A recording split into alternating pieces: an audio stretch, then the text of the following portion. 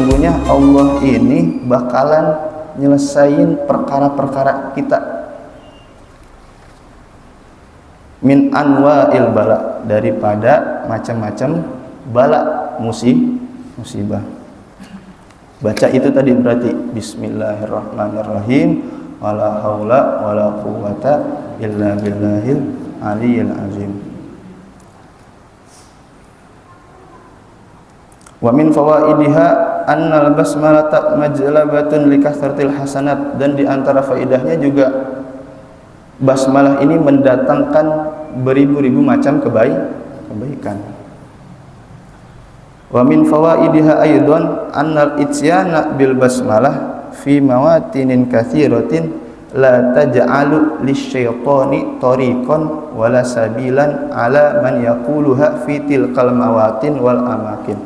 Dan di antara faidah-faidah dari basmalah juga yang membaca basmalah ini di segala tempat la taj'alu lisyaitani tariqan, enggak bakalan ditempatin yang mana kalau kita baca basmalah di situ oleh syaitan.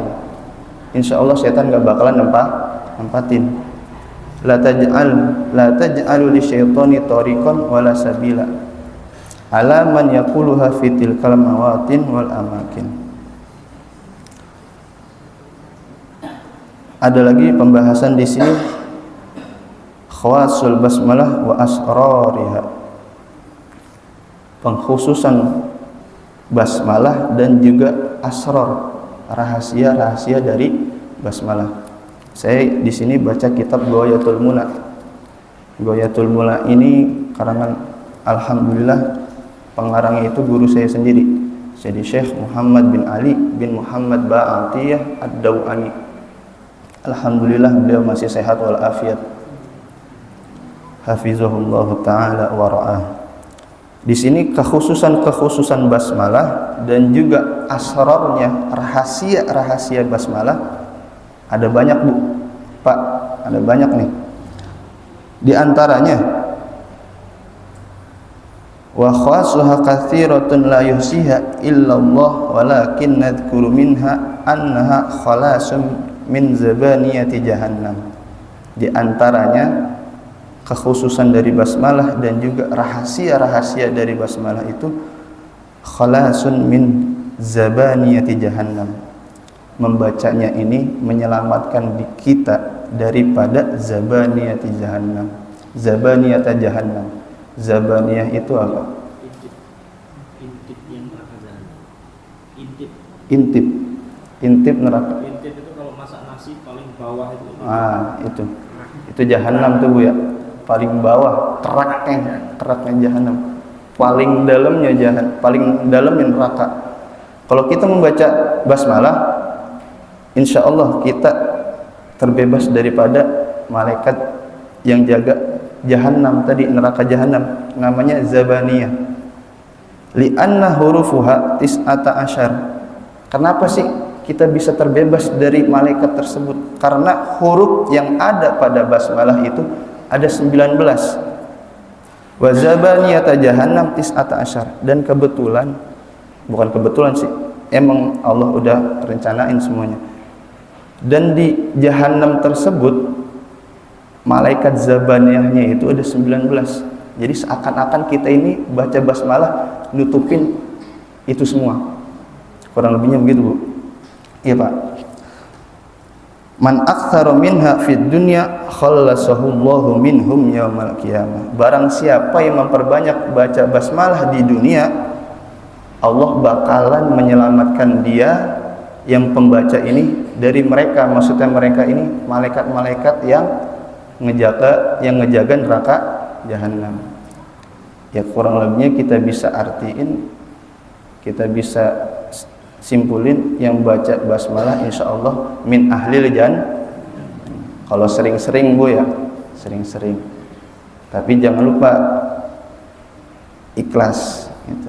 Jangan ngarep baca basmalah supaya begini, jangan ngarep baca basmalah supaya begitu.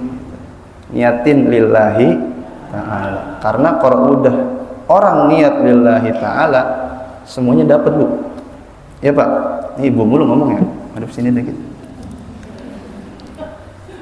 Ya, karena kalau kita niatnya lillahi ta'ala, semuanya dapat insya Allah. Dari ridhonya Allah, kalau Allah udah ridho, semua dunia akhirat dah dapat. Jangan kita kita batasin niat kita kepada dunia saja. Kita baca basmalah sekian supaya dapat rezeki banyak, misalkan gitu. Kita baca basmalah supaya terhindar dari setan, misalkan gitu. Jangan itu aja, tapi juga niatin lillahi ta'ala.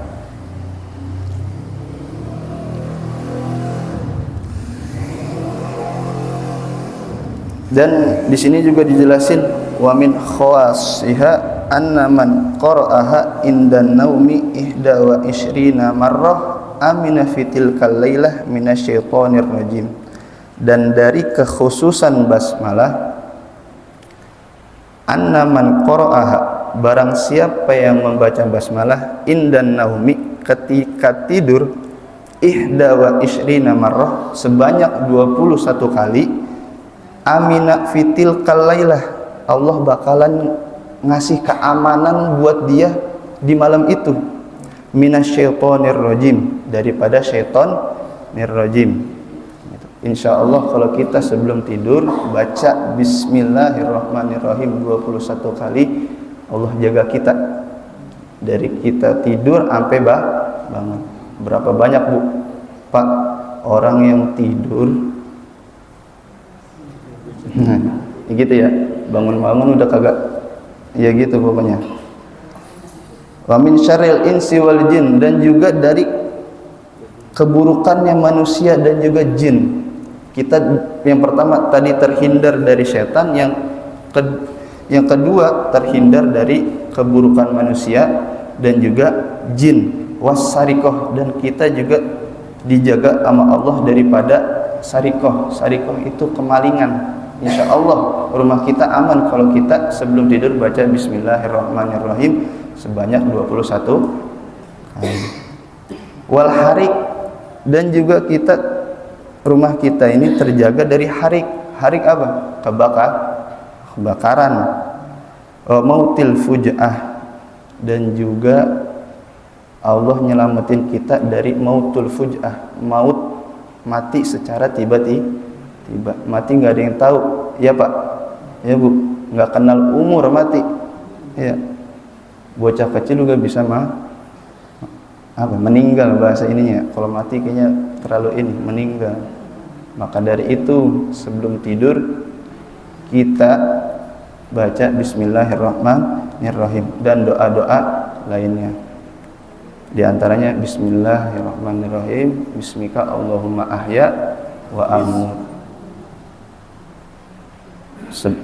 Bangun tidur baca Bismillahirrahmanirrahim, Alhamdulillahilladzi ahyana ba'dama amatana wa ilaihin nusyur.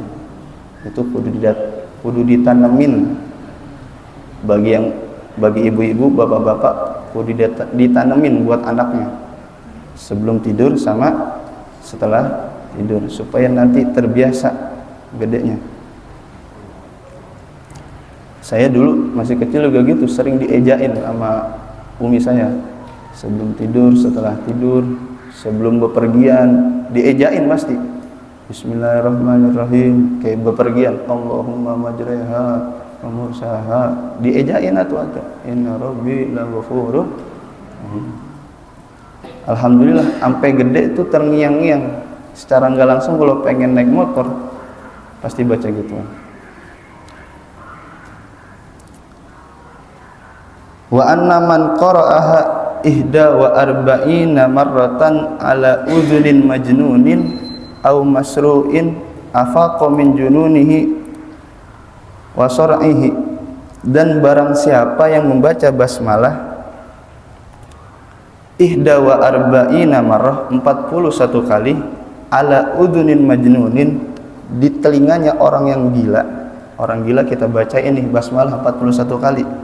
Au masru'in, atau apa ya? Masru' di sini itu kalau saya penyakit anjing gila, saya juga nggak tahu penyakit anjing gila itu gimana. pokoknya penyakit anjing gila, kayak mungkin rabies gitu. Afaqu min jununihi wa sar'ihi. Kalau kita bacain 41 kali itu ke telinga mereka, insya Allah bakalan sadar dari jununnya, dari gilanya, wa sar'ihi, dan juga dari penyakit anjing gila tersebut. Tapi balik lagi Bu, jangan coba-coba maksudnya gitu ya.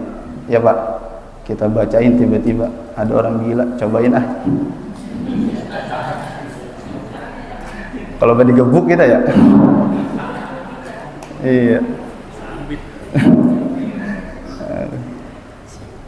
Jangan coba-coba tapi gitu ya. Ya kalau lagi tidur, kalau berani nggak apa-apa dah. Ya. Tapi tetap Bu, bacaan ini semua dengan keyakinan Bu ya. Dilihat lagi dari pembacanya. Kalau yang baca yakin, khusyuk, benar-benar lillahi ta'ala, terus dia meninggalkan maksiat, maksudnya nggak ngerjakan maksiat, jauh dari kata maksiat, jauh dari dosa-dosa besar dan dosa-dosa kecil, insya Allah mujarab Bu gitu. Saya bukan ngajarin mujarobat gitu ya, maksudnya emang ulama-ulama tuh emang ada gitu. Maksudnya di sini fadilah-fadilah ini semuanya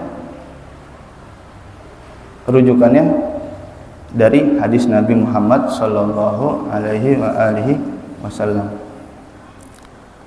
Wa anna man qara'aha ala wajhil hakim ihda wa khamsina marrah amina minhu. Dan barang siapa yang membaca basmalah di hadapan seorang hakim itu apa? Pemerintah lah, kita bahasa kita sekarang, seorang di depan pemerintah, ihda wa khamsina marrah amina minhu. Ini pemerintahnya, tapi pemerintah yang zalim ya, pemerintah yang zalim. Kalau kita baca di depan dia ihda wa khamsina marrah sebanyak 51 kali, amina minhu, kita bakalan selamat dari mereka, dari perbuatan zalim mereka. Wa dhallalahu dzalikal hakim, dan insyaallah seorang hakim itu bakalan tunduk. Maksudnya tunduk tuh nggak bakalan ngezolimin kita. Bacanya 51 kali. Wa anna man qara'aha ihda wa sab'ina marrah, dan barang siapa yang membaca basmalah ihda wa sab'ina marrah sebanyak 71 kali, li ajlil istisqa, untuk sholat istisqa, fi ayyi mawdi'in, di tempat manapun, hasolal murad lahu. Kalau misalkan pancaklik kan kagak hujan-hujan gitu ya, alhamdulillah di Gandul hujan terus Bu ya Pak, alhamdulillah. Kalau kita baca basmalah 71 kali untuk di sholat istisqa itu, insya Allah Allah turunin hujan. Wa anna man qara'aha mi'ata marrah, dan barang siapa yang membacanya 100 kali, ala waja'in minal auja, di tempat yang sakit. Kalau misalkan di badan kita ada yang sakit nih, au ala mashhur, atau orang yang terkena sihir, sab'ata ayyamin mutawaliyat au ziyadah, sebanyak 7 hari berturut-turut atau lebih, azalallahu dzalikal waja' awis sihr minhu, Allah itu bakalan ngilangin penyakit yang ada di badan kita tadi kalau kita baca sebanyak 100 kali, atau orang yang terkena sihir. Wa anna man arada ayyarzuqahu Allahu min haitsu la yahtasib, dan barang siapa yang ingin Allah berikan rizki dari rizki yang banyak gitu ya, min haitsu la yahtasib itu yang enggak disangka-sangka, yang enggak diduga-duga, fal yaqra'ha 300 wa 13 marrah, maka baca bismillah itu sebanyak 313 kali, bi adadil mursalin, dan bilangan ini itu sebanyak bilangannya para rasul. Para rasul itu berarti jumlahnya ada 313 rasul. Yang wajib kita kenalin ada 25 rasul ya, 25 nabi dan rasul. waliyusalli 'alan nabi sallallahu alaihi wasallam mi'ata marrah, dan juga dibarengin tadi baca bismillah 313 kali dan juga baca salawat ke nabi mi'ata marrah 100 kali.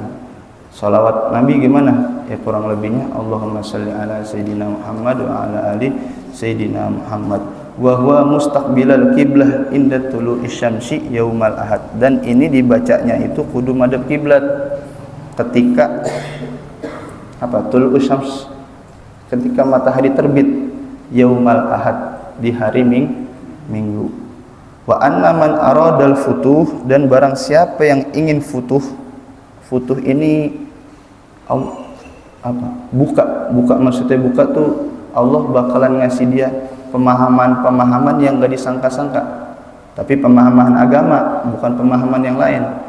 Wa man aradal futuh, dan barang siapa yang ingin futuh di dalam agama, Allah bukakan pemahaman agama, falyaqra'ha arba'ina sabahan alfaini wa khamsa mi'ati marrah, dibaca ini 40 subuh berturut-turut, alfaini wa khamsa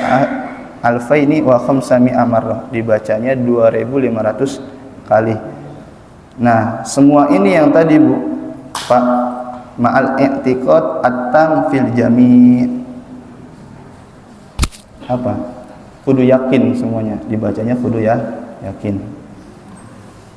Saya di sini baca fawaid basmalah, fadha'il basmalah, tidak lain dan tidak bukan untuk menyemangati diri kita untuk selalu baca basmalah di segala keadaan, di segala tempat, di segala waktu. Sudah selesai tadi? Sudah selesai.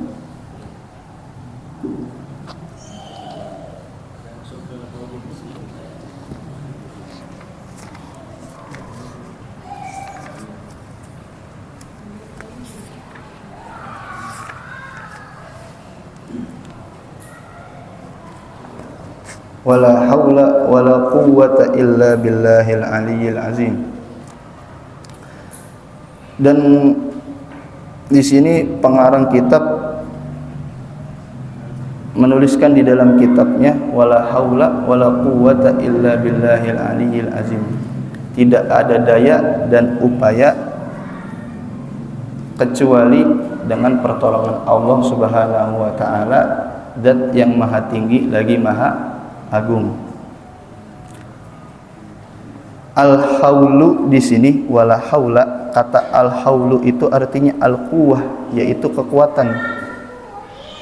Berarti tidak ada kekuatan. Wal quwwah maknanya di sini al-qudrah, yang artinya kemampuan. Tidak ada kekuatan dan kemampuan illa billah, kecuali dengan pertolongan Allah al-aliyyil azim. Nah, al-ali di sini maknanya al-jalilil azim, yang mulia, yang maha agung. Bukan, ya kita bisa artikan juga maknanya yang maha tinggi.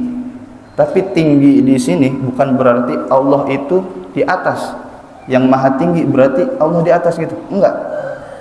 Allah itu kagak punya tempat sebagaimana yang mereka bilang gitu. Kalau server sebelah bilangnya Ar-Rahmanu 'alal arsy istawa, Allah itu bersemayam di atas arsy. Berarti Allah ada di atas. Nggak bisa, kita nggak bisa menisbatkan tempat, waktu kepada Allah. Kita kalau menisbatkan tempat dan waktu atau apapun itu yang berhubungan dengan makhluk, sama aja kita menyerupakan Allah dengan makhluknya. Kita nempatin tempat nggak Bu? Pak, kita nempatin tempat nggak? Sesuatu yang bertempat itu berarti makhluk apa khalik?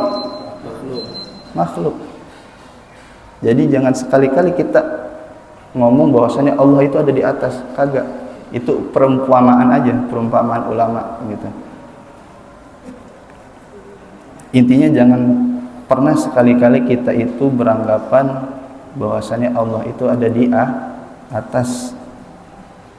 Allah itu nggak punya tempat. Maksudnya nggak ada tempat di sini.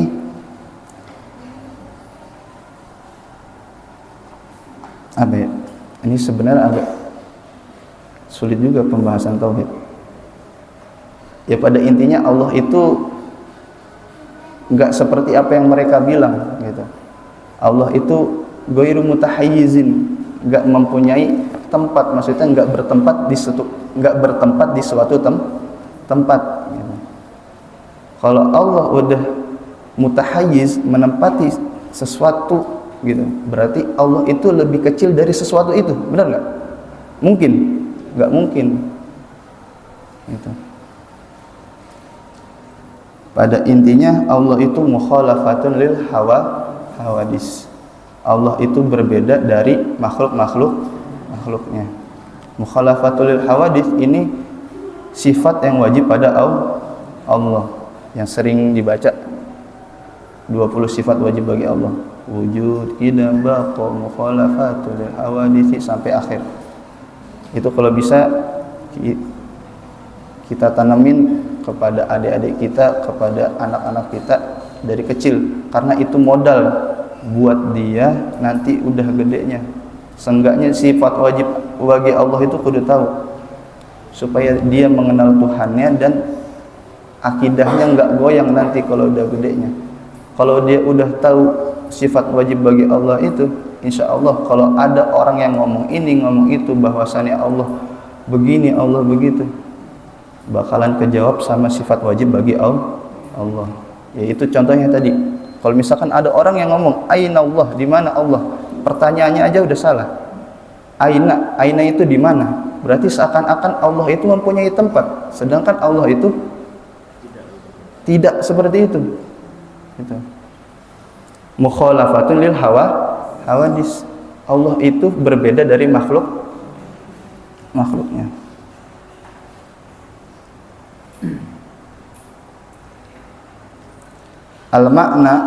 Makna dari kalimat wala haula wala quwata illa billahil aliyil azim, la qudrata likulli makhluqin ala ayyi amalin illa billahil aliyil azim. Tidak ada kekuatan, kemampuan bagi seluruh makhluk ala ayyi amalin, untuk melakukan suatu amal, kecuali illa billahil aliyil azim, kecuali dengan pertolongan Allah yang maha tinggi lagi maha agung. Itu makna daripada kalimat la haula wala quwata illa billahil aliyil azim. Jadi pada intinya kita kudu banyak-banyak baca basmalah. Jangan lupa di setiap keadaan apapun niatnya lillahi ta'ala. Dan penjelasan di sini wala haula wala quwata illa billahil aliyil azim, bahwasanya musannif itu, pengarang kitab ini, ngerasa dirinya lemah. Maksudnya saking tawaduknya beliau, meskipun udah ngarang kitab yang manfaatnya sampai sekarang ini, beliau ini masih ngerasa dirinya lemah, sampai nyebut wala haula wala quwata illa billahil aliyil azim. Kurang lebihnya mohon maaf bapak-bapak, ibu-ibu semua. Kalau ada kata-kata yang salah itu pasti dari saya. Kalau ada yang benar itu semua datangnya dari Allah Subhanahu wa taala. Sedikit saja, semoga bermanfaat. Wabillahi taufiq wal hidayah, wallahu a'lam bishawab, wa raddul ilmi ilayhi ahsanu ahkam, wa sallallahu ala sayyidina Muhammadin wa ala alihi wa sahbihi wa sallam. Subhanakallahumma wa bihamdika asyhadu an la ilaha illa anta astaghfiruka wa atubu ilaik. Insyaallah minggu pertemuan selanjutnya kita baru masuk ke dalam fikihnya. Kurang lebihnya mohon maaf. Akhirul kalam, assalamualaikum warahmatullahi wabarakatuh.